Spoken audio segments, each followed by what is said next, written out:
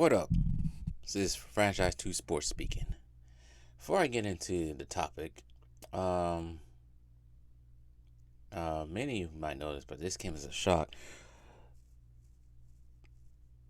Uh, Rest easy to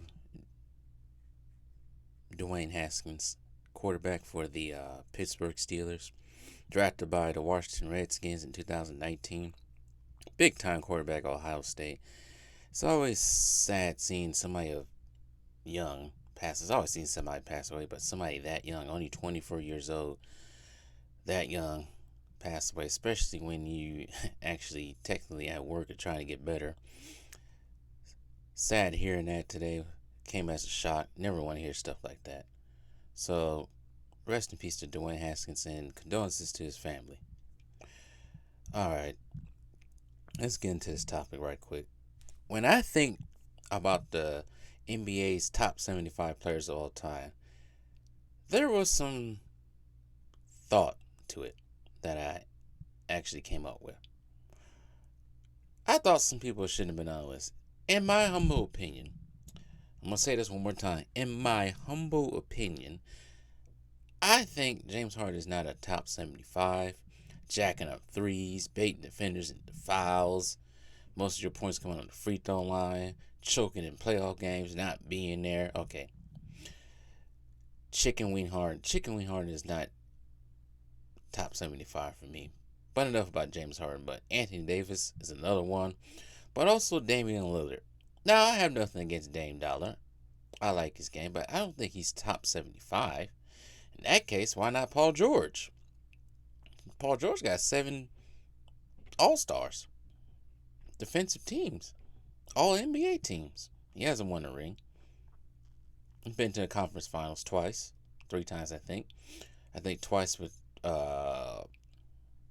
Indiana Pacers.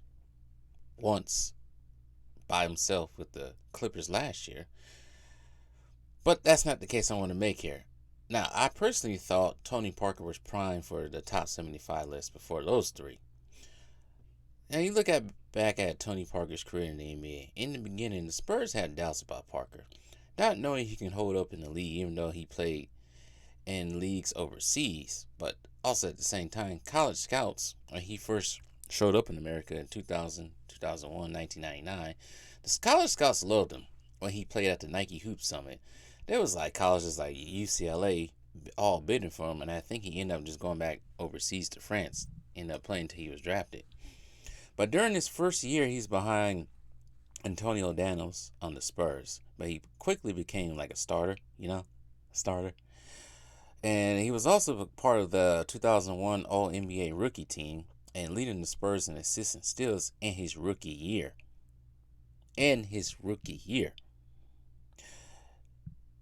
Now, we know, basketball fans, Spurs fans too, that Tony Parker was very big in the Spurs championship runs, especially in that 2007 NBA Finals against the Cleveland Cavaliers, winning Finals MVP.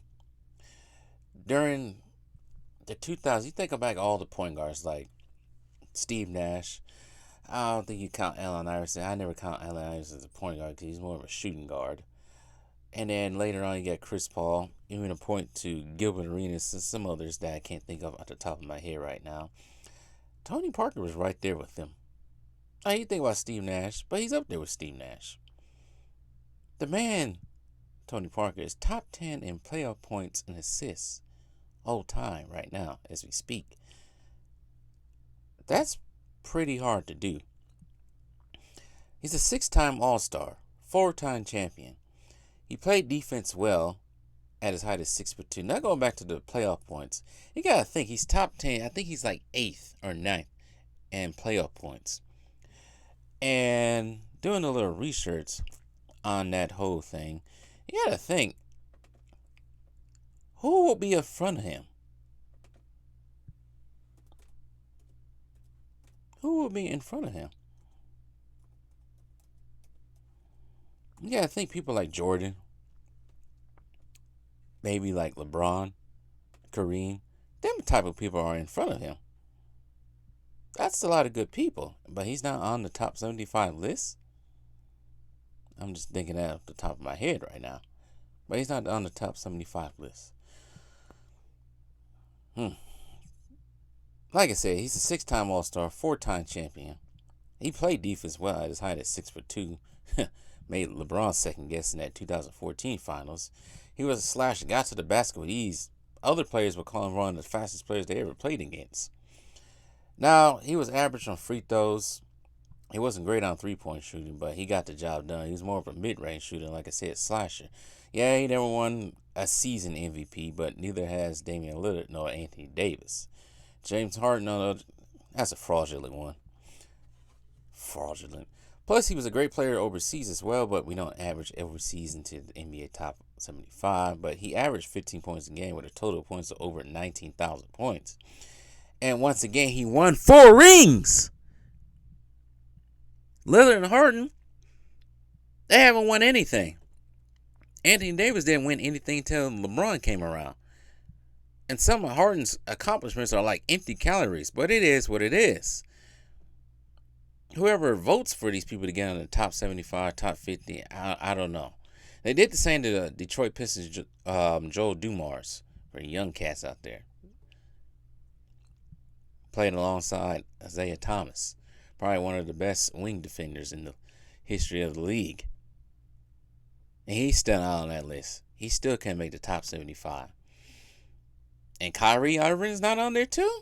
Well, we probably know why Kyrie's not on there, but maybe when the NBA's top 100 comes out in 25 years, maybe Tony Parker will be on there. I hope they really don't hold like people's like, personal life on there. In that case, Kyrie, no Tony Parker will be on there. I hope they don't do that. If you know what, I'm not going to speak about that. But Tony Parker is definitely a Hall of Famer. I just thought maybe he could have been on that top 75 list, but who knows how they judge it. But tell me what you guys think down below. I seriously think he is over at least Damian Lillard and James Harden, fraudulent ass.